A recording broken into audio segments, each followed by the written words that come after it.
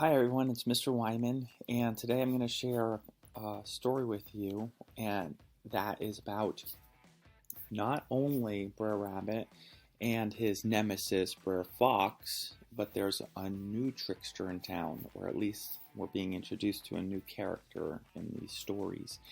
His name is Brer Wolf, and for this story, I want us to concentrate on theme. We've talked about this quite a lot. What is the theme? Or what is theme in literature? The theme is the message of the story, the lesson to be learned. So in all these trickster stories, there are multiple themes, like most stories. When you're listening to today's story, I want you specifically to look for what can be learned from this lesson, from this story. This is a central message, something that goes through the whole story. So it wouldn't be a theme, wouldn't be something that you learn like only in one little part. However, there can be multiple lessons to be learned from stories. Be careful for what you wish for. Good deeds are often rewarded. Notice how these are phrases or sentences. That's what a theme will be. It'll be a complete sentence. And remember, you don't say a character's name in the theme. And it should be something that can be applied to everyone, not only rich people, not only poor people. It doesn't matter the skin color or whether you're a boy or a girl. A theme should be universal. The story for today is Dead Foxes Tell No Tales. It was a bright summer day in the country. Birds were chirping, squirrels were bounding about, and the sun was smiling down on all the world. It seemed as if all the animals were smiling back. All the animals, that is, except for Brer Fox. Why do you think Brer Fox wasn't happy? You should make a prediction in your mind before listening or reading on. Brer Fox was strolling down the road, looking mighty downhearted, and kicking a pebble. When it stopped, he'd amble on up to it and kick it again.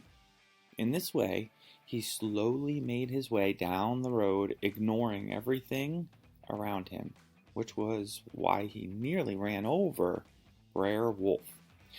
Brer Wolf was resting by the side of the road, looking longingly at the sheep in a nearby pasture. What does the word longingly mean? And one thing you should keep in mind with all these stories is the author and storyteller's choice of character, okay? So in this story, we don't have Brer Turtle or Brer Bear or Brer Raccoon talking with or meeting with Brer Fox. We have Brer Wolf.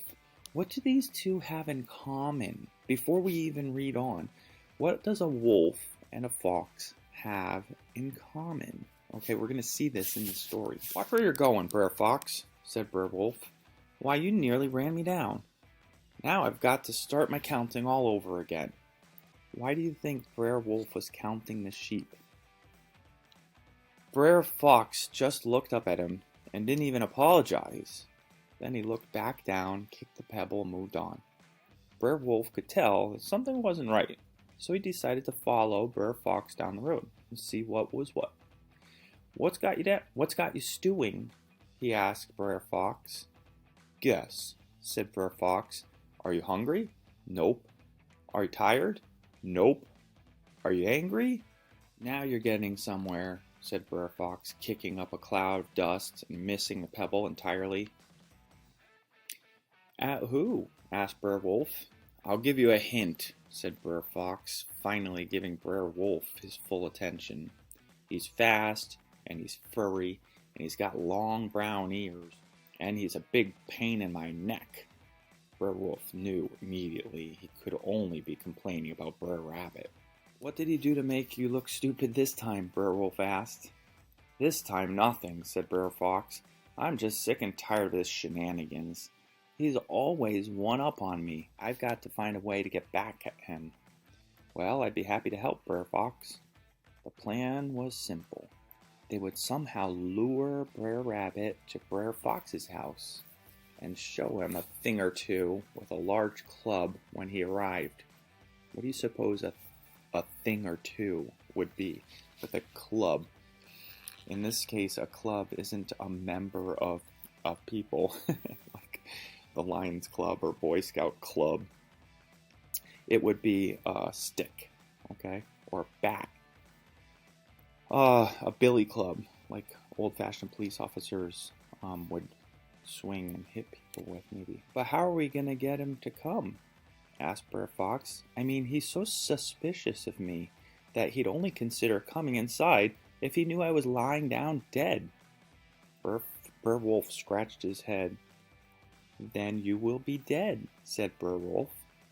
Now Brer Fox scratched his head. Correct me if I'm wrong, Brer Wolf, but if I'm dead, it's going to be awfully difficult for me to show anything to Brer Rabbit, let alone a thing or two. You won't actually be dead, Brer Wolf explained. That's just what we'll tell Brer Rabbit. You'll be lying down pretending, and he'll come running in to see if it's true, and then you'll nab him. This made sense to Brer Fox. If there was anything he understood well, it was nabbing. What do you think nabbing means? So Brer Fox went back to his house to lie down and practice being dead for a while before Brer Rabbit came. And Brer Wolf went knocking on Brer Rabbit's door. What do you think is going to happen here? Knock, knock, knock. Who's there? Said Brer Rabbit from inside his house. Brer Wolf, said Brer Wolf, with some awful bad news. If it's that you're standing outside my house, I can already see that, said Brer Rabbit, looking out the little window. Something even worse, said Brer Wolf, missing the joke completely. Brer Fox is dead. Brer Rabbit opened the door. Dead, said Brer Rabbit. How did it happen? I'm not really sure, said Brer Wolf. I just saw him lying there in his bed, and when I tried to shake him awake, he kept on lying there. You wouldn't be pulling my leg, would you? Said Brer Rabbit. That's an idiom. It means like playing a joke on somebody or fibbing in order to trick someone.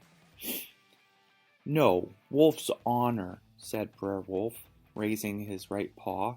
Now Wolf's honor didn't mean much to Brer Rabbit, but it was enough to get him interested in going over to Brer Fox's house to see what was going on. He and Brer Wolf quickly made their way over to Brer Fox's house, peeking in through the window. Brer Rabbit couldn't believe his eyes. There he saw Brer Fox lying on the bed, looking as dead as can be. But looking dead wasn't the same as being dead, and Brer Rabbit knew this. So he decided to test Brer Fox. Brer Fox, are you sleeping? He called. No answer. Brer Fox, you lazy excuse for a forest animal, get up. He called again. Still no answer. But Brer Rabbit was beginning to doubt his doubting. What do you think that means? It's like a double negative. But he had to be sure before he went inside. He turned to Brer Wolf. Well, Brer Fox sure looks like he's dead, but he doesn't really act dead. What does he mean, act dead? Well, Brer Rabbit, always the trickster. Let's see what he does here. What does he come up with? What do you mean he doesn't act dead? Asked Brer Wolf. He's lying there stone cold, isn't he? Sure, said Brer Rabbit, but everyone knows that dead people lift up their legs and holler, Yahoo! When a visitor comes by. Oh, why, that's true, said Brer Wolf, not wanting to look dumb. Is it true? Students, is it true that somebody who's dead will scream Yahoo and lift their legs? What's Brer Rabbit doing here? He's telling a fib, right? Well, let's see how this plays out. Well, Brer Fox may have been dead, but he didn't want to look dumb either. So he immediately lifted his legs and at the top of his lungs yelled, Yahoo!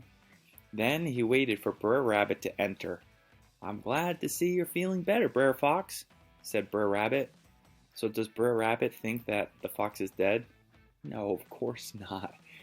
And he tore off fast for home, before Brer Fox and Brer Wolf could say another word. So these two were teaming up to get Brer Rabbit. So Brer Rabbit was like double teamed, and how does he get out of it? By using his head. There's this term called being in a scrape. It means that you're in a tight place and you don't have much in yourself to get out of it. In this case, Brer Rabbit was able to sneak out of this situation by just using his mind, his thoughts, his ideas. So what's the theme? What's the lesson to be learned here? I want you to try to come up with it on your own and use the story. Talk about the plot, talk about the actions, the events that happen, talk about the characters in the story to discuss what you think the message or lesson to be learned here is. Good luck. I can't wait to see your writing, and I will see you again soon.